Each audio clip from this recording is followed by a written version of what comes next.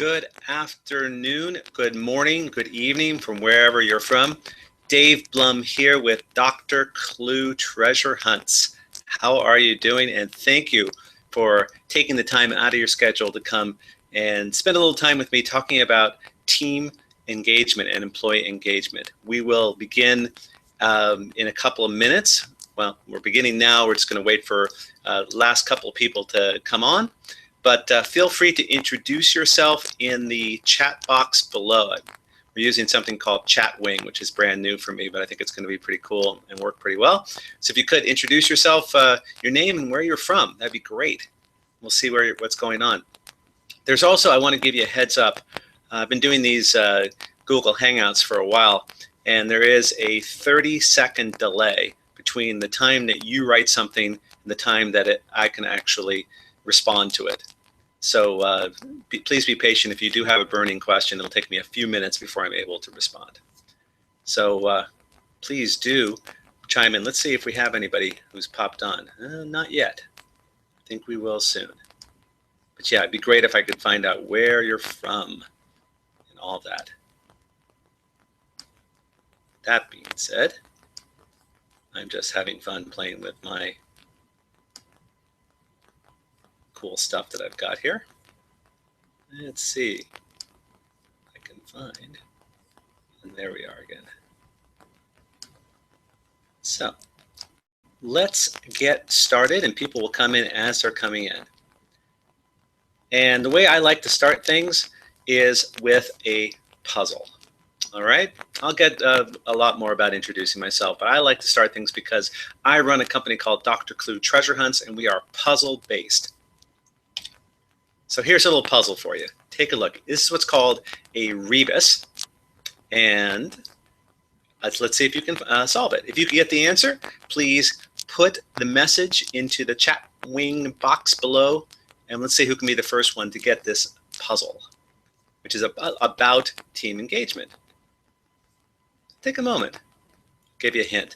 The first words are, the first image is pray minus the R, which gives you the word pay.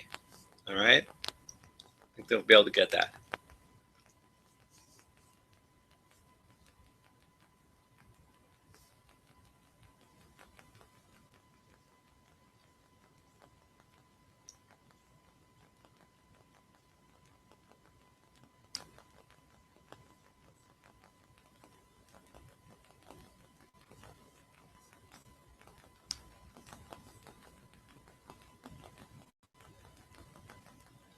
All right, I'm going to read you the answer. I have a lot of content to cover today. The answer to this is paychecks can't buy passion. This is by someone named Brad Federman. Paychecks can't buy passion. And isn't that true, right?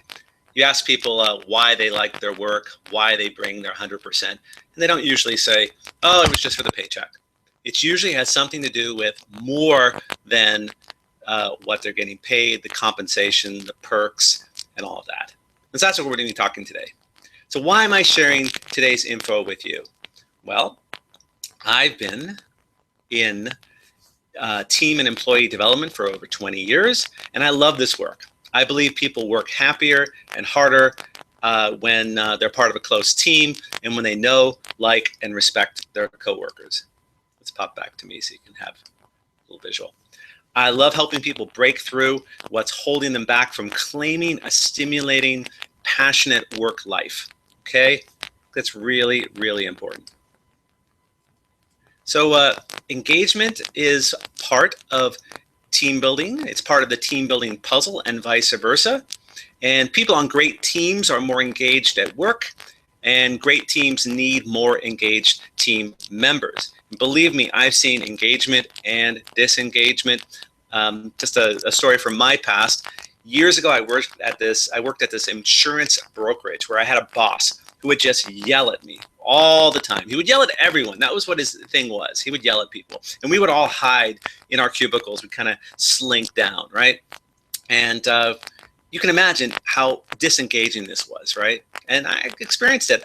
I couldn't wait to get out of there because I was waiting for the shoe to drop, right? I was walking on glass, walking on ice. What's the word? Yeah, thin ice, right? So that was terrible.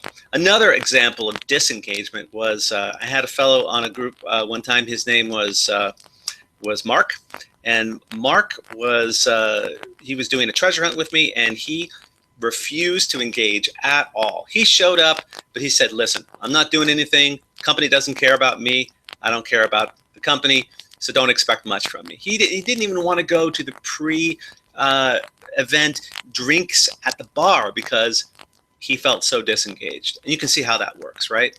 So on the flip side, my dad, who was a journalist, my dad Walter, he loved going to work. He loved writing.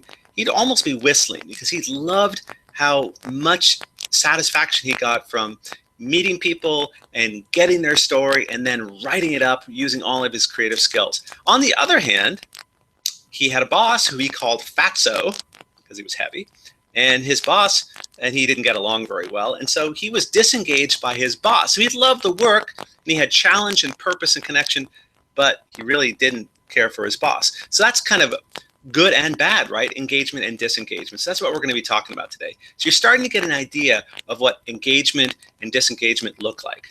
So some questions that we're going to respond to is, where does engagement come from? Does it come from the inside or the outside? And does it come from the top down or the bottom up, right? Research shows engagement is very important. Let's put it a different way. Disengagement is a growing problem. And it doesn't have to be that way. And I want you to have the experience of working in an engaged culture on an engaged team. And I want you to help you to avoid making some of the same mistakes that I made, right? For example, oh gosh, early in my business, I had this assistant named Joanna, and she kept asking me, "Dave, what's your plan for me as your business grows?" And then she also kept suggesting, it'd be great if we could get out of the office and talk, talk more often. And I know what that sounds like, but it wasn't. She wasn't hitting on me. Okay, at least I hope she wasn't. No, but she really felt that having a connection outside the office was important. And she needed to know where she fit in, and she needed to know that I care about her as a person. And you know what? I didn't know her role. I didn't know where the business was going, and I certainly didn't know where she was going with the business. I just couldn't even imagine it, and I didn't have those talks outside of the office with her. And eventually, it didn't work out. And so that's the thing. If someone comes to you and they know what they're going to need for engagement, and you don't give it to them, it doesn't work very well. It didn't work at all. It just didn't work out. So what I'm going to do today is show you how to create a culture of engagement that makes people feel great and that won't break the bank and leads to fantastic productivity.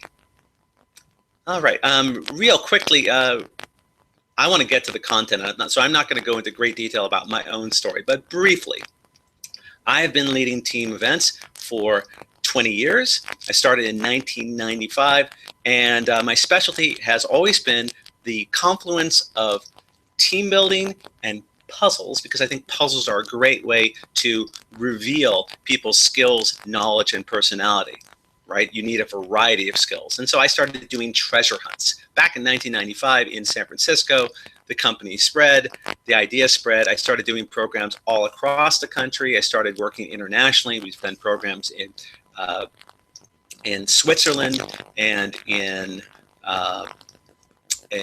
Paris and in Madrid and in Dubai and all over the place. We have 145 locations where we do them, and it's been a great run, and it's been allowed me to do what I do, which is to travel, find cool places to show people, to work with groups, and to indulge my longtime childhood love of puzzles and games. And if you had other kids who are going out and running around and jumping and biking, me and my buddy Mike, we used to just get together every day after school and play games and play puzzles and all that. So that's what I love doing, and that's why I'm here.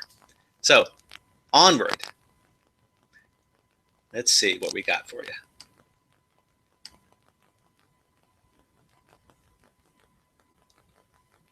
Let's see.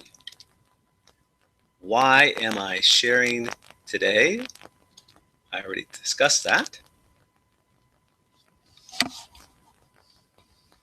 What we're going to do today is we are going to, today's agenda is that we're going to talk about the #1 mistake employers and leaders make when it comes to engagement. And by the end of this session, you'll be able to identify what engagement means in the workplace and why it's vital to your organization. We're going to try and list 3 external causes of employee disengagement. So list 3 external causes of employee disengagement. I'm going to describe the 7 external steps an organization can take to boost engagement. And then we're going to turn inside and talk about how you can implement 6 internal steps. So implement the 6 internal steps you can start doing to improve your own engagement immediately. At the end, I'm going to offer you the one trick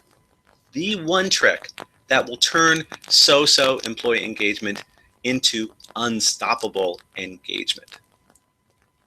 All right. Where can I go into team and employee engagement? Well, that'll come at the end, right?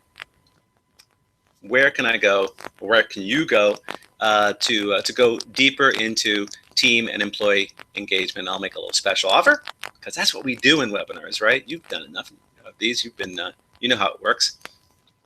Also at the end, well, actually, that's what we're going to do. The one trick. Where can I go deeper into employee engagement? Fantastic. I'm right on top of this. And there you are. So who here would like to get into the nuts and bolts of employee engagement, right? That's the question. If you are a yes, please write yes in that chat box. If you're a no, don't write it, okay? Fantastic. So let's go further here. What is employee engagement and disengagement? That's a great question, isn't it? Do we have control over it? Good question. Do we have control over employee engagement and disengagement?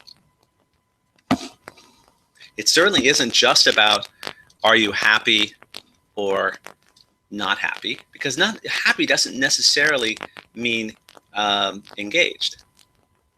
The definition is employees work with passion and feel a profound connection to their company. It's pretty simple, right? You have passion and you feel connected. Engaged employees drive innovation. They move the organization forward. They cooperate to build an organization, institution, or agency. They're behind everything good that happens there. These employees are enthusiastic and committed to their work. They know the scope of their jobs, and they look for new and better ways to do things. And they tend to be the people in an organization who create new customers, right? Happy employees are not necessarily engaged employees, right? As we talked about. But briefly, there's a great book by a guy named Richard Sheridan, and he talks about the unique culture they created at his company, Menlo Innovations. It's a book called Joy Inc. And he said that the engaged employees are not necessarily happy all the time. You can be cynical and disgruntled and debating the pros and cons of new procedures and techniques at work, and you still can be engaged, right? As long as you're involved. So that's something to talk about. But the important thing is that you feel passion and you feel connection. Let's take a look at engagement, how it exists along a continuum. All right, and this is pretty interesting. I've really enjoyed exploring this. On the one hand, you have actively engaged people. All right, these are the people who are truly engaged and passionate about what's going on, and that's about 30% of the workforce, which is pretty good. 30% are actually actively engaged. Then you have people who are partially engaged, and this is the bulk. Right? This is people who show up, they get paid, and they go home. there, and that's 50% are just partially engaged. Now that's a shame, isn't it? I think so. And then you have people who are actively disengaged, which means they're actively undermining the organization, which is a real problem, right? So just review those again. Actively engaged 30%, partially engaged 50%, actively disengaged and undermining everything around them 20%. This is according to a Gallup poll, the State of American Workplace Employee Engagement. And they took a look at this and they said that out of 100 million people who were surveyed, of the people who were engaged and inspired probably had a great boss.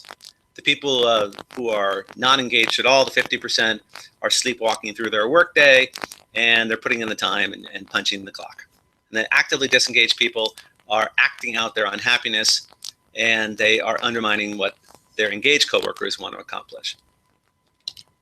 So why does this matter? People are engaged, have 25% fewer accidents, and as much as 41% fewer quality mistakes. And it also shows that this is that they have 25% less in healthcare costs, and that's pretty major. One estimate I read was that it's costing the U.S. an estimate of $450 billion, right?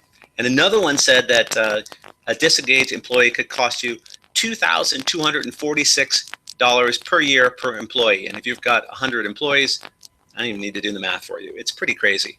And what can we do about it? That's why we're here. So let's move on. So what causes disengagement? Well, there's 3 external costs, right? And it is a philosophical question, right? Like, is it internal or external? Is it management or the individual? Well, we're going to talk about both. A lot of attention is paid to the external or organizational side, what leaders can do about it. So let's talk about that first. So you've got senior leadership up top. You've got organization to the right and immediate manager to the left. So that's the 3 different causes. Cause number one is dissatisfaction with your immediate manager. And we all know how this is. You don't quit a job, you usually quit your boss, right? That's where disengagement really comes from. And so the manager is vitally important, right? They need to walk the talk and they need to practice skillful engagement. A disengaged, I won't say a disengaged manager, they could be engaged, but they're just not very effective. But a boss that encourages an environment of disengagement, let's put it that way, they don't walk the talk. They don't communicate openly. They have hidden agendas. They don't get resources that you need. They don't clear away any internal obstacles. They're not interested in you as a person. They don't treat you as a valuable person with skills. They don't devote real time to listening to issues with sincerity. They don't try to help you with your life-work balance. They're not concerned with your health and well-being. That's a lot of don'ts, right? I'm going to read those again here. I'm going to flip over to me so you can have a quick moment here. So a immediate manager that really encourages disengagement doesn't walk the talk, doesn't communicate openly, doesn't get resources that you need, doesn't clear away any internal obstacles, is not interested in you as a person, doesn't treat you as a valuable person with skills, doesn't devote real time to listening to issues, doesn't try to help you with work balance, and is not concerned with your health and well-being.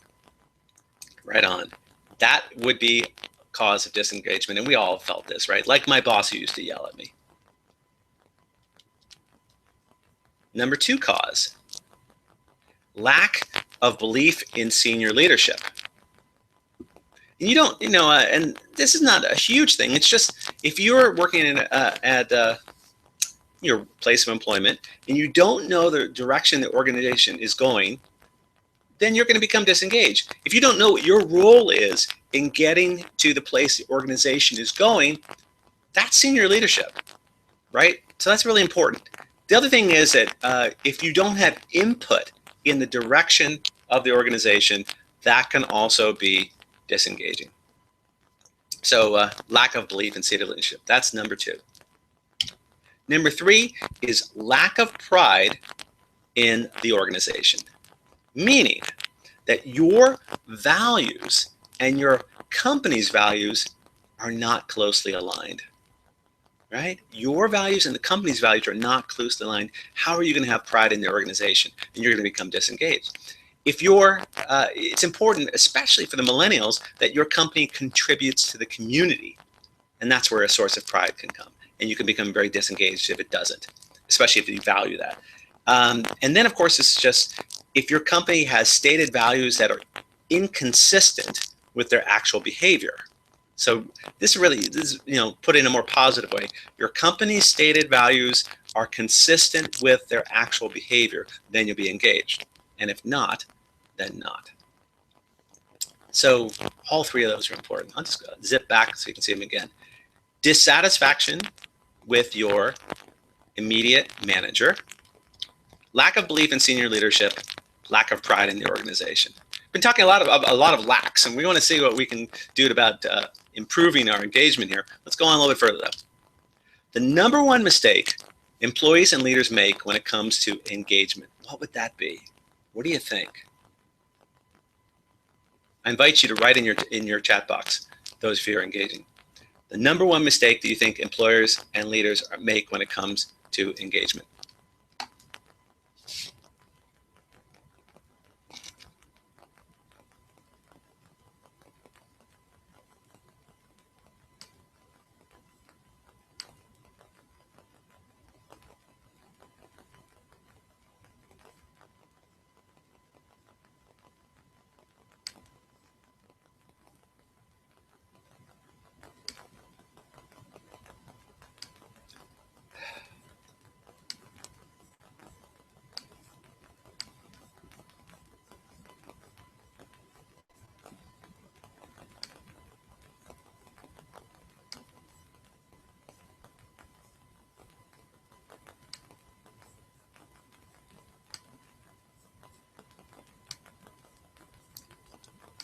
All right, I'm going to tell you. Number 1 mistake is thinking that once a year survey is enough. And this is what happens so often in the HR world is people do a survey on engagement. And once a year surveys are not enough. And here's why. According to a recent article in Forbes, leaders take, let's pop it back to me for a second. According to this recent article in Forbes, leaders take the information, the data from a survey, and they try and make changes themselves. And that's a huge mistake because they don't have the bandwidth. Nothing gets done, right? Not only that, but if you're just doing a survey and getting some data, and then as a leader, you're saying, and now I will do it myself, I will fix them. It gets into a very dysfunctional and dependent situation. The leader ends up being responsible for everyone's happiness. And of course, at that point, you're also at their beck and call. Make me happy, make me happy. So it doesn't work, right? So what we want to do is get beyond the survey. So let's see what we can do. Let's see what the 7 steps an organization can do to boost engagement, right? Number 1, you need to understand what employees are thinking, right? You need to leverage the technology wherever possible to facilitate continuous engagement and input. You want to create an environment where employees feel free to provide input without fear of retribution. You need to actively engage employees in being part of the solution. And that means if you're doing a survey with data, let them make sense of the data. If there's data at work having to do with work tasks, let people be part of that solution and make sense of the data. Let them partner with leaders to make change. So really, you want to look people in the eye and you want to talk to them because nothing beats actually sitting down, looking people in the eye and talking with them. Okay?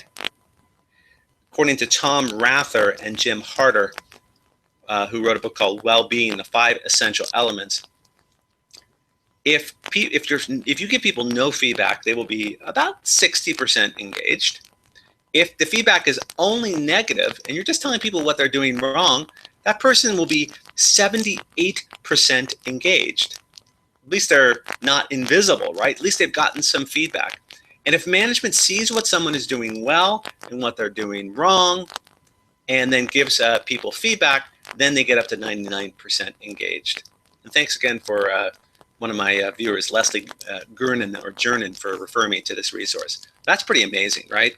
You know, even without feedback, you can be pretty engaged. And you get negative feedback, you're more engaged than if you have no feedback. And of course, if you have negative and positive feedback, then you become much more engaged. I think it's pretty cool. So excellent. Number 2. You want to create an intentional culture. So at Google, for example, they have an environment of playfulness. At Menlo Innovations, which I mentioned, they have a company culture which is all about joy. Another organization might emphasize family. They might identify adrenaline as part of their culture. And engaged companies really give thought to culture. That's the important thing, right? You want to demonstrate appreciation for contributions, big and small. Large award ceremonies for some companies. For others, you want to do a Hollywood-style Oscar ceremony. There was an Indian company that I used to work for where they would dance up to the podium in full-on Bollywood style. That was part of the culture. And then there would be Hindi music welcoming you to the stage. Bum, bum, bum, bum, bum, bum, bum. It was crazy. I loved it. You might be more of a personal approach, pinning praising notes to the bulletin board, or sending out handwritten postcards. The whole point is you want to make people feel seen, appreciated, and valued. Number 4, commit to open, honest communication. Let employees know as clearly as possible what is expected of them, why they're doing what they're doing, and how it all fits into the greater good. As we talked about before, people need to know their role, just like my former assistant. Why they're doing what they're doing, how does it all fit into the mission and direction of the organization. You want to support a career path development. Let people know you care about their career and development. Let them know that there's a place to grow, if there is a place to grow, and make mentoring a big priority. Let people know you see a future for them and you're willing to help them get there. You want to engage in social interaction outside of work. That could be recreational events. It could be things like team building activities like what we do at Dr. Clue, treasure hunts and corporate social responsibility. It could be community service. But getting outside of work is very important for creating engagement externally. And the final one is communicate the organization's story. You want to start with the founder's origin story and you want to go from there, but we human beings are geared towards storytelling. So that's really, really big. So what about internal engagement? We've talked about external engagement, but it's not the whole picture, is it? According to Sonia Lyubomirsky, who wrote a book called The How of Happiness, a scientific approach to getting the life you want, 90% of happiness or engagement is internal. Okay? 90% of happiness is internal. Of that, 50% is biological. In other words, what's going on with, actually, I need to change this. It's 90% is your temperament.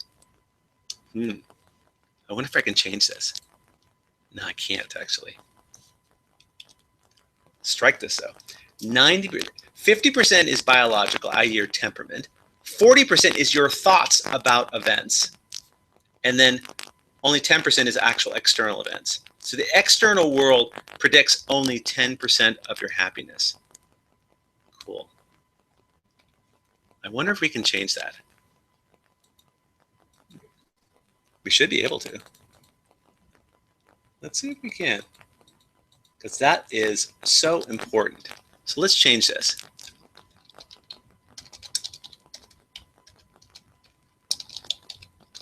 Temperament, 40% is your thoughts and feelings. Fantastic. This is what we do this for. We are learning all the time. Great. Boom. And we have saved it, and we have now updated the truth of the matter. Right on. The point is, we have to work on our own internal engagement. And then we have to model that to others and then invite them to try a few things. You cannot mandate. But the important thing here is that your temperament, your biological temperament is 50%. You can't change that. You can't, you can sometimes change what's going on externally, but a lot of times you can't. But 40% is your thoughts and feelings. And that is something you can change. Your attitude is what you can change. So let's talk about the 6 steps to promote internal engagement, because it cannot all be coming from the outside. It's not the organization to mandate how you show up every day. It certainly isn't, as much as we would like it to be. It's a part of it. You know, they have to create that environment, but you are things that you can do to improve how you show up at work. So what do we got?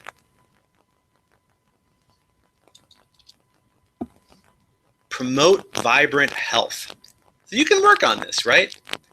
And what that means is exercise, eating clean food, getting enough sleep. That's right. We'll actually come back to that final image. Clean food, exercise, and sleep. And what does that mean? Well, this is really up to you, you know. I can't tell people how to eat. I can just make some recommendations from my own personal experience and from the people who I coach.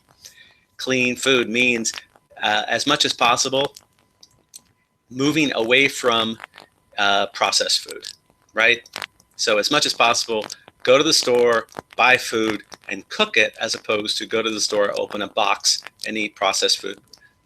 That's not going to promote vibrant health, right? More fruits and vegetables. This is pretty basic stuff, but it's very true.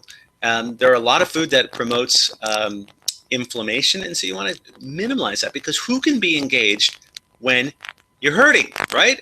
So what are those foods? Sugar, obviously, promotes inflammation. There's a lot of evidence that dairy creates inflammation, and also high intake of meat. And so you want to cut those foods down, and eating more fruits and vegetables and beans, legumes, seeds, and so on. Cutting down on the soft drinks and the sugar will increase your energy, engagement, and reduce inflammation. And exercise, at least 30 minutes a day is what they recommend.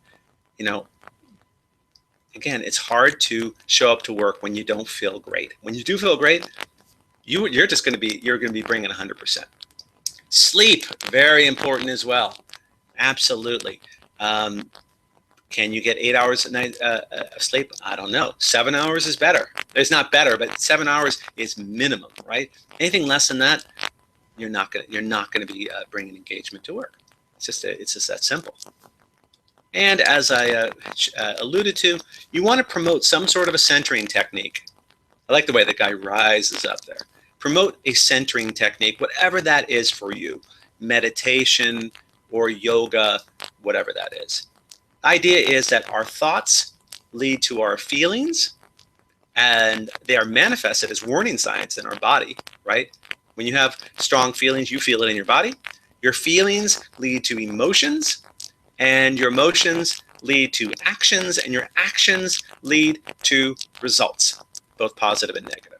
So a centering practice helps you to observe this whole process, and so you can slow down your reactiveness. And I can tell you for myself, I do 30 minutes of meditation every morning, and it helps immensely to, I can't even tell you how many ways, but it's really helpful, and it's a key part of engagement. Number 3 is gratitude, right? Gratitude. Making a list. And I recommend this every day. Be grateful for your health, your home, your friends, your family, and your activities, right? Whatever that is, do gratitude every single day. I do it as part of my meditation. I know other people who write it down, but it will help you so much because it's so easy to fall into the negative of what we don't like and what is not working for us. And instead, we should be grateful. The other thing is visioning. You see this person here looking out the binoculars. Every day, what I recommend is think back as if your day is already over. So imagine that it's, I don't know, whatever it is, 10 o'clock at night, and you've just had an incredibly engaged day. Well, think back and list what those activities were. For example, today I got 8 hours of sleep, and then I got up and I meditated, and then I had a healthy breakfast, and then I went to work and I closed that deal and I got ahead of my to-do list, and then I had a healthy lunch, and then I did this and that and this, and then I exercised, and I had the best day ever. So that kind of visioning makes it happen. So you just work backwards, imagining all the things that have happened during the day as if the day was already over, and you will have a more engaged day for sure. Number five has to do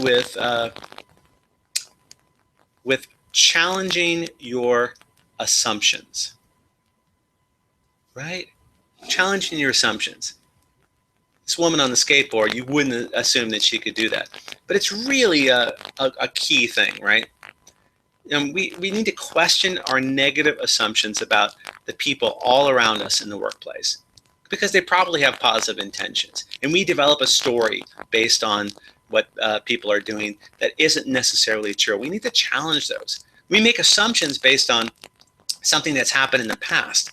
For example, oh, I made a mistake last time. I'm going to make that mistake again.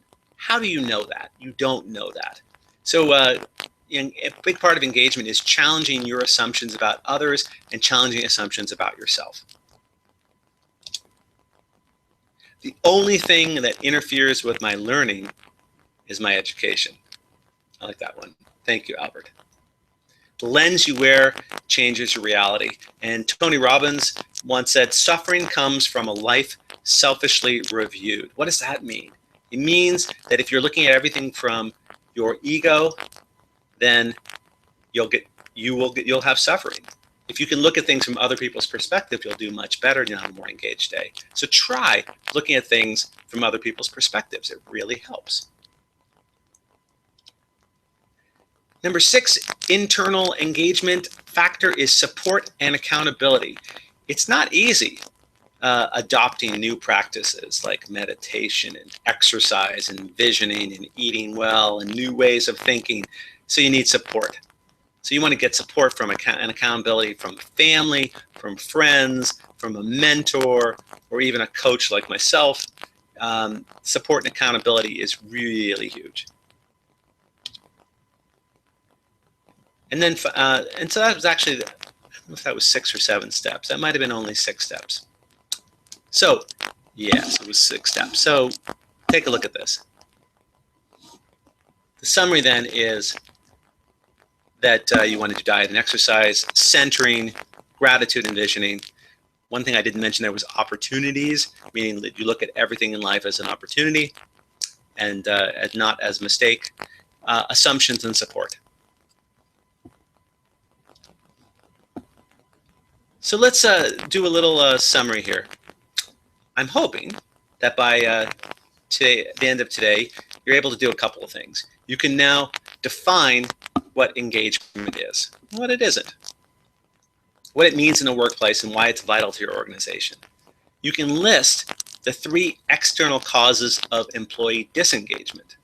That you can describe the 7 steps an organization can take to boost external engagement, and you can implement 6 steps that you can start doing to improve your own internal engagement. So who here is ready to start boosting engagement, both internally and externally? Raise your hand metaphorically or type it in the chat box. Fantastic. I hope so. I hope I've inspired you.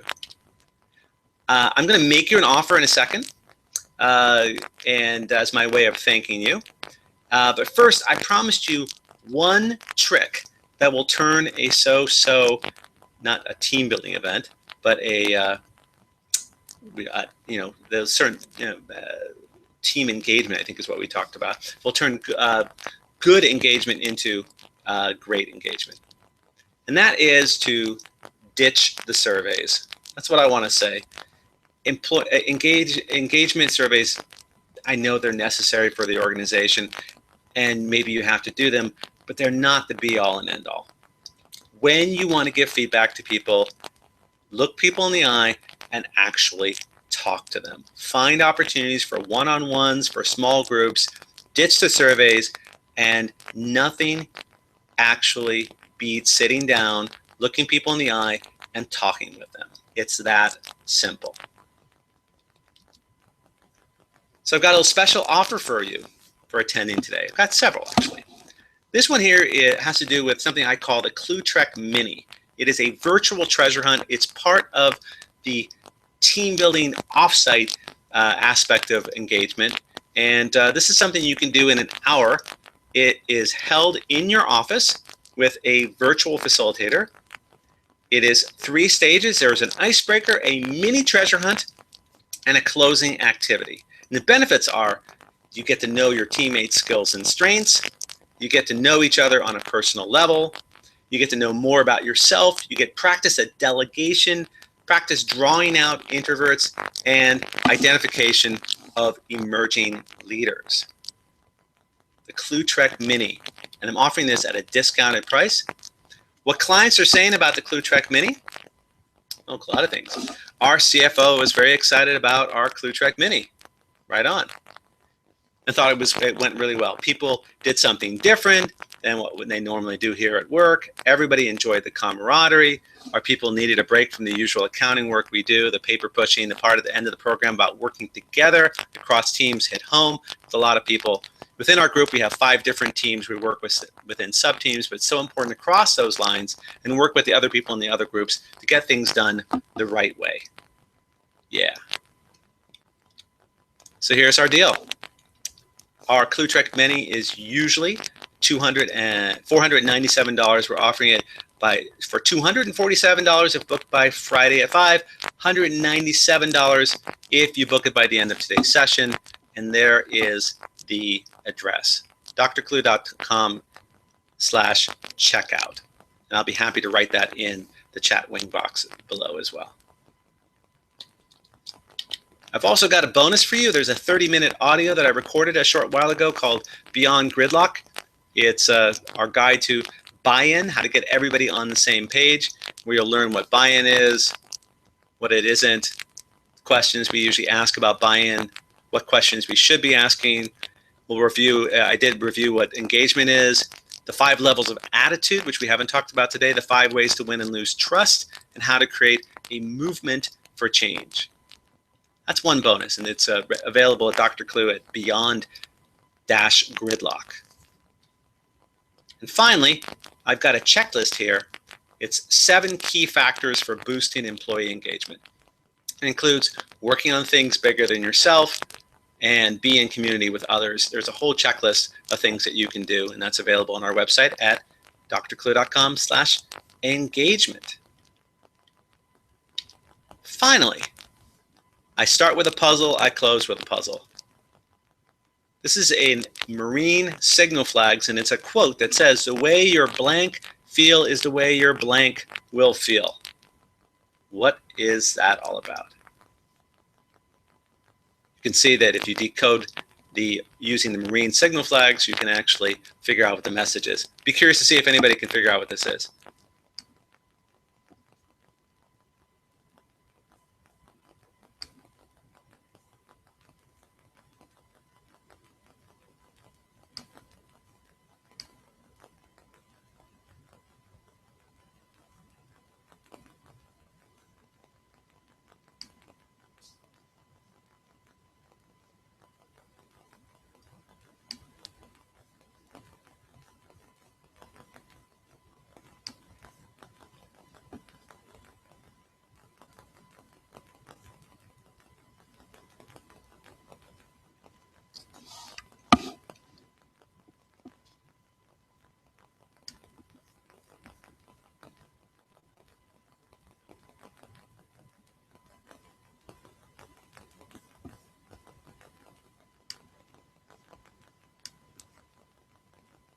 Well, the answer to this, if you've been pondering, I hope you have, is the way your employees feel is the way your customers will feel. And that makes perfect sense, doesn't it?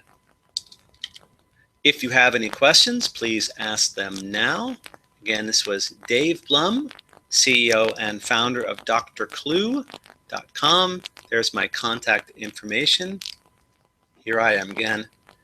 Hope you had a good time, as much as good of time as I had. I will stay on here for a while. If you have any questions you'd like to write in, happy to answer them. I will likely be repeating this again next week for those of you who missed it, or if you'd like to tell anybody about it, and if you found this of value. The inner and outer game of employee engagement. It's a pleasure working with you, and I will look to answer any questions. Otherwise, we'll pop off and end it here. Thank you again, and have a great day.